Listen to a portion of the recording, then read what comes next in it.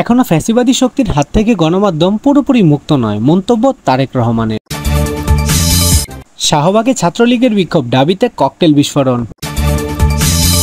এবং সর্বশেষ জানাবো, সাংবাদিকদের বাক স্বাধীনতা রক্ষায় কাজ করবে জামায়াত। দর্শক, এতক্ষণ শুনছিলেন সংবাদ শিরোনাম, এখন থাকছে বিস্তারিত।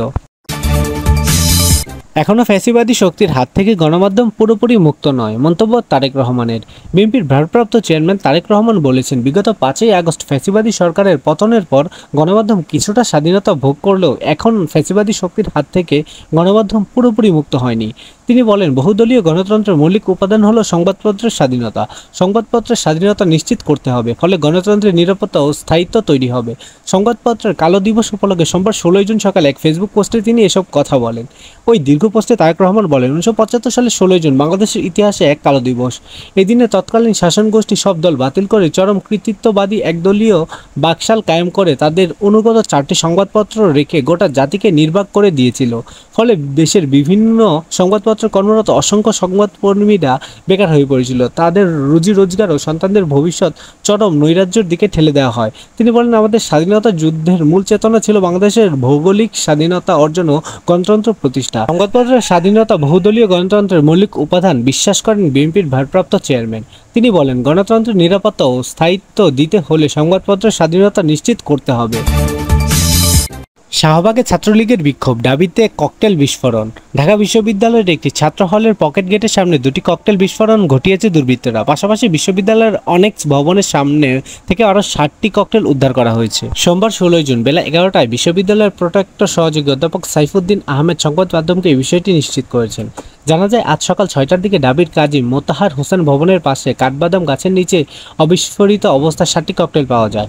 ককটেলগুলো প্রথমে সিকিউরিটি গার্ড দেখে ঢাকা বিশ্ববিদ্যালয়ের প্রক্টোরিয়াল টিম ও শাহবাগ থানা পুলিশকে অবহিত করেন।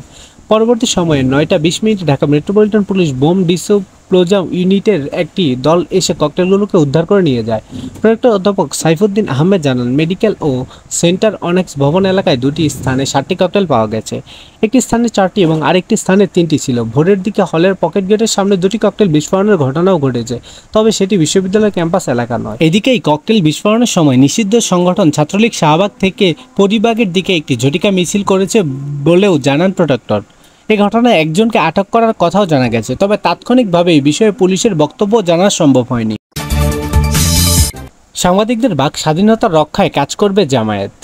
সংবাদপত্র ও সাংবাদিক কর্মীদের স্বার্থ রক্ষার কাজ করে যাবে বলে জানিয়েছেন বাংলাদেশ জামায়াতে ইসলাম সেক্রেটারি জেনারেল সাবেক এমপি অধ্যাপক মিয়া গোলাপ পরোয়ার।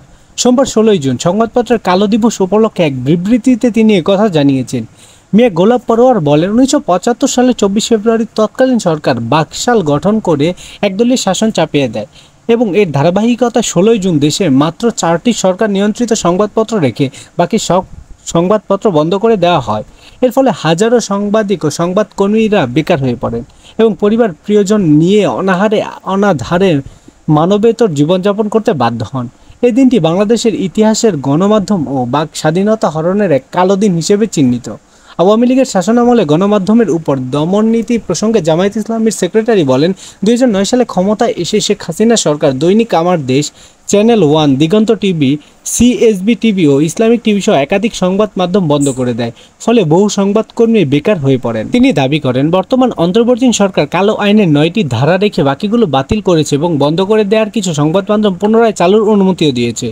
বিবৃতিতে অধ্যাপক পরোয়ার বলেন, আধুনিক বিশ্বের সংবাদপত্র রাষ্ট্রের চতুর্থ স্তম্ভ।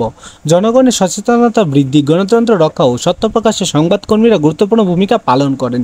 ভবিষ্যতে জনগণও যদি জামায়াতকে সরকার গঠনের সুযোগ দেয়, তবে দলটি বাক স্বাধীনতার রক্ষা এবং সংবাদপত্র ও সংবাদকর্মীদের মর্যাদা ও অধিকার সংরক্ষণের কার্যকর ভূমিকা পালন করবেন। দর্শক, এই ছিল এখনকার মতো সর্বশেষ নিউজ আপডেট। পরবর্তী নিউজ আপডেট পেতে আমাদের চ্যানেলটিকে সাবস্ক্রাইব করে আমাদের পাশেই থাকুন। ধন্যবাদ।